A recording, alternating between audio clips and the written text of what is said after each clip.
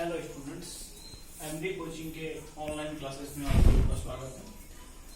Actually हम लोग पिछले दिनों में मैंने आपको टॉपिक स्टार्ट किया था टेंस, और टेंस के लिए बेसिक आपको कुछ नंबर और पर्सन के बारे में पढ़ाया था। और आज हमारा टॉपिक होगा ड्यू टू मतलब टेंस से पहले जो बेसिक चीज है, बेसिक चीज के लिए आज मेरा टॉपिक होगा वर्ब। लेकिन इससे पहले मैंने कल आपको 5 क्वेश्चंस पूछे थे आपसे। फर्स्ट क्वेश्चन था, आई थिंक पहला क्वेश्चन मेरा था कि फर्स्ट पर्सन कितने प्रकार के होते हैं। इससे पहले मैं आपको बताना चाहता हूँ कि बहुत लोगों ने जवाब दिया व्हाट्सएप के माध्यम से, तो मैं आज फिर से उस आंसर को बता दे रहा हूँ। ठीक है, पहला क्वेश्चन मेरा कल का था कि फर्स्ट क्वेश्चन था कि फर्स्ट पर्सन कितने प्रकार के होते हैं। तो एक्चुअली मैंने कल रूल में बताया था और आज अभी भी बता दे रहा हूँ कि आंसर था 2 प्रकार के। पहला था फर्स्ट पर्सन सिंगुलर नंबर, दूसरा था first person plural number. Singular number के अंतर्गत सब्जेक्ट था आई और प्लूरल नंबर के अंदर सब्जेक्ट था वी। तो ये पहला क्वेश्चन का आंसर था। उसके बाद मैंने आपको एक क्वेश्चन और पूछा था कि सेकेंड पर्सन कितने प्रकार के होते हैं। तो इस क्वेश्चन का आंसर था सेकंड पर्सन का एक प्रकार होता है, सेकंड पर्सन प्लूरल नंबर जिसके अंतर्गत सब्जेक्ट आता है यू। ये तो आपका दूसरे क्वेश्चन का आंसर था। तीसरा क्वेश्चन आपका था थर्ड पर्सन कितने प्रकार के होते हैं। ठीक है, मेरा तीसरा क्वेश्चन था थर्ड पर्सन कितने प्रकार के होते हैं। तो थर्ड पर्सन भी 2 प्रकार के होते हैं, थर्ड पर्सन सिंगुलर नंबर और third person plural number. Singular number के अंतर्गत सब्जेक्ट आता है he, she, it, name, this, that, there, who और विच। ये सब आते हैं थर्ड पर्सन सिंगुलर नंबर के अंतर्गत। और थर्ड पर्सन प्लूरल नंबर जिसके अंतर्गत सब्जेक्ट आता है दे, नैम्स, दीज, दोज, देयर और विच। ये सब इसके अंतर्गत आते हैं थर्ड पर्सन प्लूरल नंबर के अंतर्गत। तो ये मेरा दूसरा आंसर था। मेरा तीसरा क्वेश्चन ये था। चौथा क्वेश्चन था मेरा कि पर्सन की कुल संख्या कितनी होती है। तो मैंने आप लोग से ये नहीं पूछा था कि पर्सन कितने प्रकार के होते हैं। पर्सन कितने प्रकार के होते हैं, तो 3 प्रकार के होते हैं। ये आंसर सही था। मैं पर्सन की कुल संख्या पूछ रहा था। तो एक बार इसको देख लेते हैं कि पर्सन की कुल संख्या में हम सबसे पहले देखेंगे पर्सन का पहला, यानी मैं ऐसे लिखता हूं फर्स्ट, सेकेंड, थर्ड। फिर फर्स्ट का प्रकार होगा फर्स्ट पर्सन सिंगुलर, यानी पहला, दूसरा, तीसरा, ये तो 3 हुआ। किसका? फर्स्ट पर्सन का फिर 2 होता है। फर्स्ट पर्सन का कितना होता है? 2 होता है। पहला क्या होता है? First person singular number. ठीक है, दूसरा क्या होता है? First person plural number. फिर सेकेंड पर्सन का एक होता है, ओनली ऑन सेकेंड पर्सन।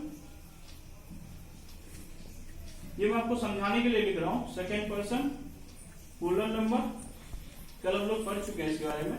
और थर्ड पर्सन क्या है? थर्ड पर्सन का 2 प्रकार है, थर्ड पर्सन सिंगुलर नंबर और थर्ड पर्सन प्लूरल नंबर। ठीक है, तो अभी मैंने क्या बताया आपको कि हम पर्सन की कुल संख्या देख रहे हैं। तो कुल संख्या में पहला क्या होता है? First person, second person, third person. First person का 2, सेकंड पर्सन का 1, थर्ड पर्सन का 2। अब टोटल को हम गिनती करेंगे कि पर्सन की कुल संख्या कितनी है। तो 1, 2, 3, 4, 5, 6, 7 और 8, यानी पर्सन की कुल संख्या कितनी हो गई? पर्सन की कुल संख्या कितनी हो गई? 8। 8 कैसे हुई? पहला फर्स्ट, दूसरा सेकंड, तीसरा थर्ड। फर्स्ट का 2, सेकंड का 1, थर्ड का 2। टोटल कितना हो गया? 3 और 5 8। ठीक है, और इसी तरह से मैंने आपको सबसे लास्ट क्वेश्चन, 5वां क्वेश्चन पूछा था कि नंबर की कुल संख्या कितनी होती है। तो नंबर की कुल संख्या और नंबर कितने प्रकार के होते हैं, दोनों सेम होता है। नंबर की कुल संख्या 2 ही होती है। ठीक है, क्योंकि नंबर का पहला होता है सिंगुलर नंबर, दूसरा होता है प्लूरल नंबर। सिंगुलर नंबर के बाद भी नहीं बढ़ता और प्लूरल नंबर के बाद भी नहीं बढ़ता। इस कारण से नंबर की कुल संख्या और नंबर कितने प्रकार के होते हैं वो दोनों क्या होता है? 2। वो दोनों क्या होता है? तो यहां तक तो हम लोग कल पढ़े थे। ठीक है, और कल के मैंने क्वेश्चन पूछा था 5 क्वेश्चन, जिसमें से आपको मैंने जवाब भी दिया और मैंने अभी आपको मतलब समझा भी दिया। लेकिन आज का मेरा टॉपिक 10 से पहले होगा वर्ब। मेरा फर्स्ट टॉपिक आज का होगा वर्ब, VERB। इसको आप लोग वर्ब भी बोलते हैं। आपका उच्चारण साइलेंट करके अगर हम इसको पढ़ते हैं तो वर्ब पढ़ते हैं। ठीक है, वैसे हम वर्ब भी बोलते हैं। लॉजिकली वर्ड का अगर प्रोनाउंसिएशन करके बोला जाए तो वर्ब बोलते हैं, वर्ब भी बोलते हैं। हिंदी में इसको कहते हैं क्रिया, हिंदी में कहते हैं क्रिया। आई थिंक मुझे लगता है कि आप लोगों को इसकी परिभाषा आती होगी, लेकिन फिर भी मैं अपनी तरफ से एक बार परिभाषा बोल देता हूं। वर्ब वो है, मतलब वैसा शब्द या वाक्यांश, वैसा शब्द या वाक्यांश जो किसी घटना के घटने या अस्तित्व में होने का अर्थ दे या जानकारी दे। क्या बोले हैं? वैसे शब्द को हम वर्ब कहेंगे जो किसी घटना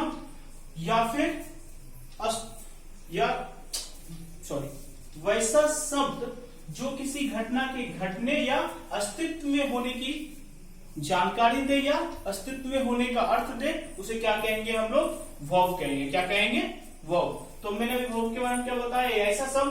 ऐसा शब्द जो किसी घटना के घटने या अस्तित्व में होने का अर्थ दे, या फिर आप बोल सकते हो कि जानकारी दे, वो क्या कहलाएगा?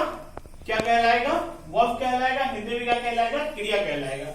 इसको हम इंग्लिश में भी बोल सकते हैं, ए वर्ड और group of words, a word and group of words that is used to indicate something happens। something क्या हुआ? something happens or exist, something happens or exist is called verb। यानी verb का परिभाषा आपका क्या होगा? वैसा शब्द, ऐसा शब्द, हिंदी में हम बोल सकते हैं ऐसा शब्द, हिंदी में बोलेंगे ऐसा शब्द या वाक्यांश, मतलब शब्दों का एक से अधिक शब्द होना, एक से अधिक शब्द, यानी वाक्यांश कहते हैं उसको। आई थिंक हिंदी में इसको वाक्यांश कहते हैं। यानी कि हम हिंदी में परिभाषा, एक बार मैं फिर से बोल दे रहा हूं कि हिंदी में परिभाषा होगा ऐसा शब्द या वाक्यांश, ऐसा शब्द या वाक्यांश जो किसी घटना के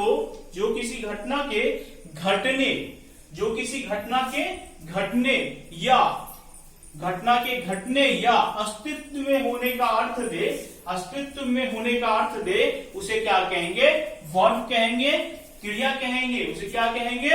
वर्ब कहेंगे या क्रिया कहेंगे। या फिर इसी को अगर आप इंग्लिश में लिखना चाहते हो तो इंग्लिश में भी लिख सकते हैं, ए वर्ड, इंग्लिश में लिखेंगे ए वर्ड और group of words, a word और group of words that is used to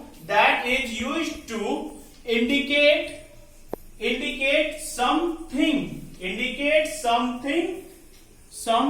happens or exists, is called verb। Hindi में क्या कहेंगे? क्रिया। ठीक है, तो ये था किसका? वर्ब का परिभाषा। ठीक है, मैंने आपको हिंदी और इंग्लिश दोनों में परिभाषा बता दिया है। आप लोग पॉज करके इसको लिख सकते हैं। आप लोग इसको पॉज कर, तो मैंने अभी आप लोगों को वर्ब की परिभाषा को बताया है, जिससे आप पॉज करके लिख सकते हैं। अब इसके बाद मेनली आता है कि वर्ब कितने प्रकार के होते हैं। ठीक है, बहुत सारे बुक में अलग अलग तरीकों से लिखा होगा, लेकिन मैं जिस बुक को फॉलो करता हूं या फिर मैंने जहां से भी जो भी पढ़ा है, मैं आज उसके अनुसार मैं आप लोगों को बताने के लिए जा रहा हूं। ठीक है, तो उस अनुसार मैं आपको बता रहा हूं कि वर्ब को 3 प्रकार में बांटा गया है। वर्ब को 3 प्रकार में बांटा गया है। बहुत सारी बुक में डिफर हो सकता है, लेकिन मीनिंग सेम ही रहेगा। ठीक है, इसलिए मैं आपको बता रहा हूं कि वर्ब को 3 भागों में बांटा गया है। पहला मेन वर्ब, पहला क्या होगा? मेन वर्ब, जिसको आप मेन वर्ब को एक और नाम से आप जानते होंगे, मेन वर्ब को एक और नाम से जानते होंगे,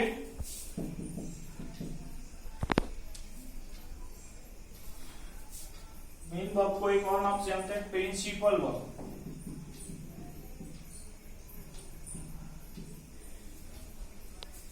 मेन वर्ब या फिर प्रिंसिपल। तो मैं अभी क्या कर रहा था, मेन वर्ब, यानी सबसे पहला मैंने मेन वर्ब वर्ब के बारे में बताया कि वर्ब कितने प्रकार के होते हैं, 3 प्रकार के होते हैं। तो पहला क्या होता है, मेन वर्ब, दूसरा उसी को हम बोल सकते हैं प्रिंसिपल वर्ब, लेकिन हिंदी में होता है क्या, मुख्य क्रिया। हिंदी में क्या कहते हैं इसको, मुख्य क्रिया। ठीक है, अभी मैं मेन वर्ब के भी प्रकार के बारे में बताऊंगा। ठीक है, मेन वर्ब को कितने भागों में बांटा गया है, मेन वर्ब कितने प्रकार के होते हैं, ये सब बताऊंगा। ठीक है, लेकिन पहले भी मैं देख रहा हूँ कि मेन वर्ब या प्रिंसिपल वर्ब हिंदी में क्या बोलता है, मुख्य क्रिया।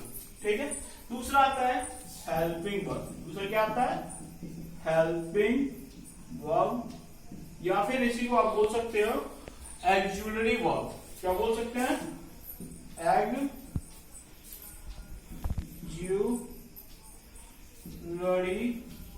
वर्ब। क्या बोलेंगे, एक्जुलरी वर्ब।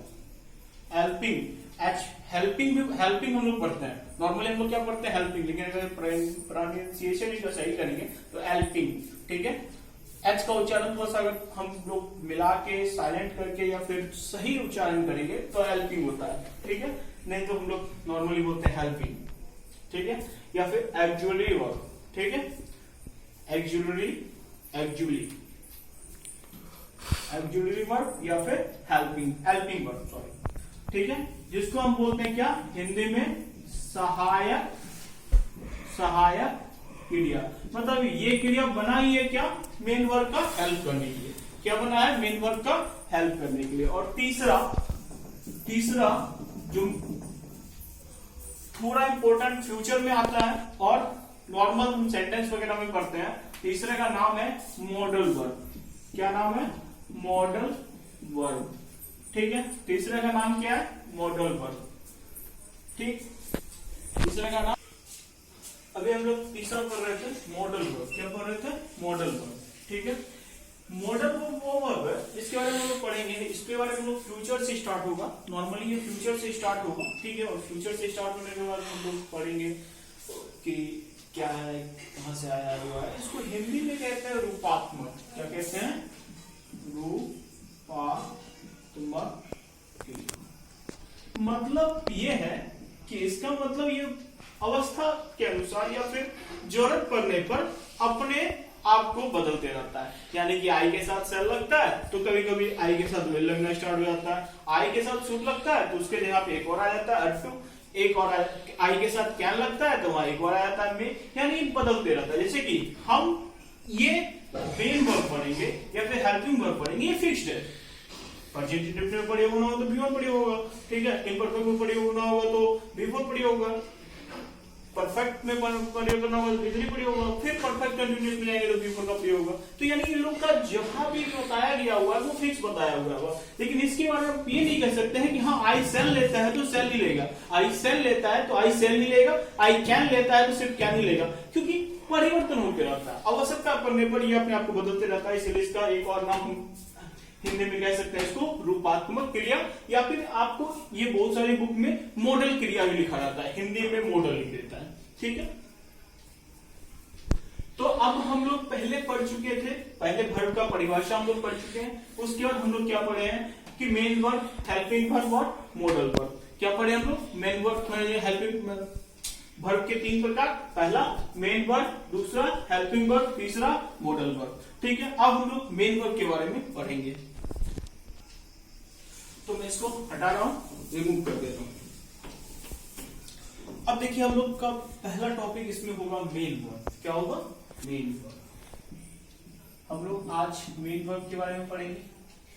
बेसिकली आप लोग को पता होगा मेन वर्ब क्या होता है, लेकिन देखिए मेन वर्ब को क्लासिफाई किया गया है दो भागों में। ठीक है, ये मत समझिएगा कि मेन वर्ब के मैं 2 प्रकार बता रहा हूं आपको। ठीक है, मेन वर्ब 5 प्रकार के होते हैं, वो मैं नीचे बताऊंगा, लेकिन मैं आपको पहले बता रहा हूँ कि मेन वर्ब को 2 भागों में क्लासिफाई किया गया है। वो क्यों किया गया है, क्या नाम है, सब मैं बता दूंगा। पहला नाम होता है ट्रांजिटिव। पहला क्या होता है, ट्रांजिटिव वर्ब। पहला क्या होता है, ट्रांजिटिव वर्ब, और दूसरा होता है इंट्रांजिटिव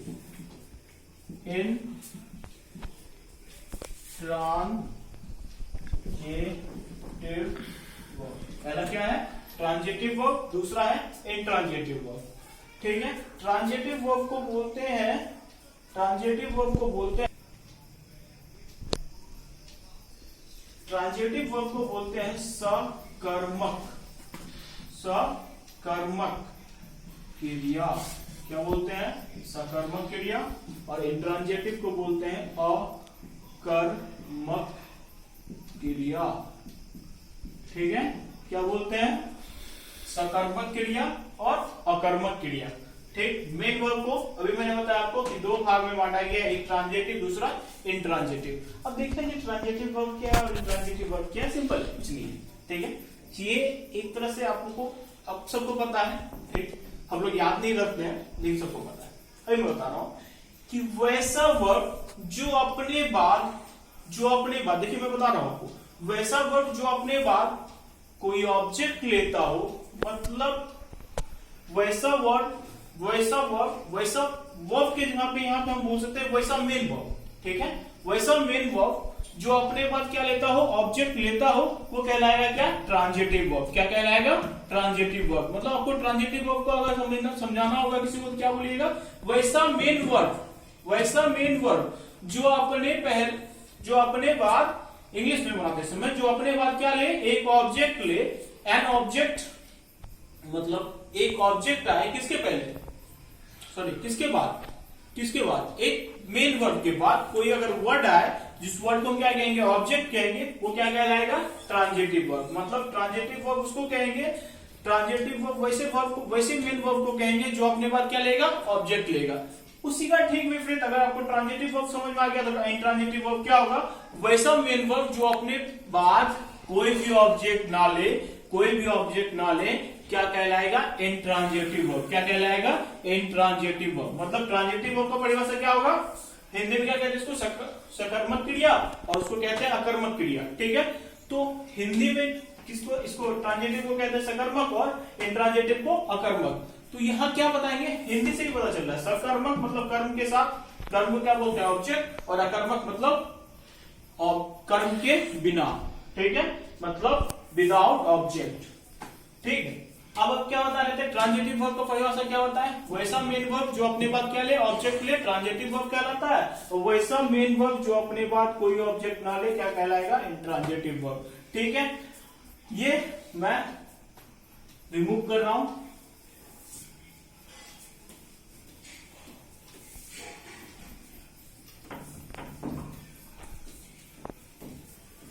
अब मैं लिख रहा हूं मेन वर्ब के 5 प्रकार होते हैं। मेन वर्ब के 5 प्रकार होते हैं। ठीक है, मेन वर्ब के कितने प्रकार होते हैं? 5 प्रकार। पहला V1, V2, V3, V4 और V5। पहला क्या लिखा? V1, दूसरा लिखा V2, तीसरा लिखा V3, चौथा लिखा V4 और पांचवा लिखा V5।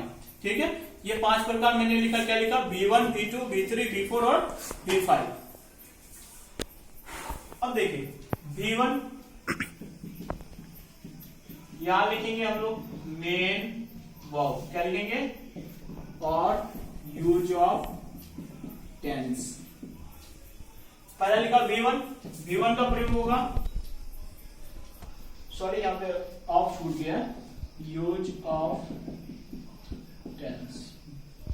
ठीक है, तो यहाँ पहला लिखा मैंने V1, जिसका प्रयोग होता है इंडेफिनिट, INDEFINIT, इंडेफिनिट टेंस। कौन सा इंडेफिनिट? प्रेजेंट और फ्यूचर। ठीक है, इन दोनों में मेन वर्ब के रूप में किसका प्रयोग होता है? V1 का। ठीक, उसके बाद दूसरा V2 क्या होगा? Past indefinite tense. ठीक, उसके बाद मैं तीसरे में जाता हूं। तीसरा क्या है? वर्ब का तीसरा रूप, जिसको आप लोग क्या बोलते हैं? V3। इसका प्रयोग होता है परफेक्ट टेंस में। किस टेंस में? परफेक्ट टेंस में। ये तीनों परफेक्ट में आएगा, प्रेजेंट, पास्ट और फ्यूचर। ठीक है, प्रेजेंट परफेक्ट, पास्ट परफेक्ट और फ्यूचर परफेक्ट में क्या होगा? मेन वर्ब के रूप में V3 का प्रयोग होगा। चौथा लिखेंगे V4, जिसका सबसे ज्यादा होगा इम्परफेक्ट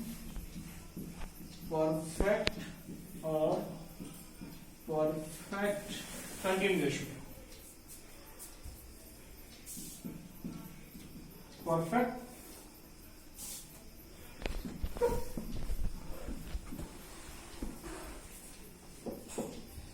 क्या लिखे, इम्परफेक्ट और परफेक्ट कंटिन्यूअस में, ठीक है। पर इम्परफेक्ट और परफेक्ट कंटिन्यूअस में, इम्परफेक्ट और परफेक्ट कंटिन्यूअस में किसका प्रयोग होगा, बिफोर का मेन वर्ब के रूप में। ये तीनों में आएगा प्रेजेंट, पास्ट, प्रेजेंट, पास्ट और क्या होगा, फ्यूचर, ठीक है।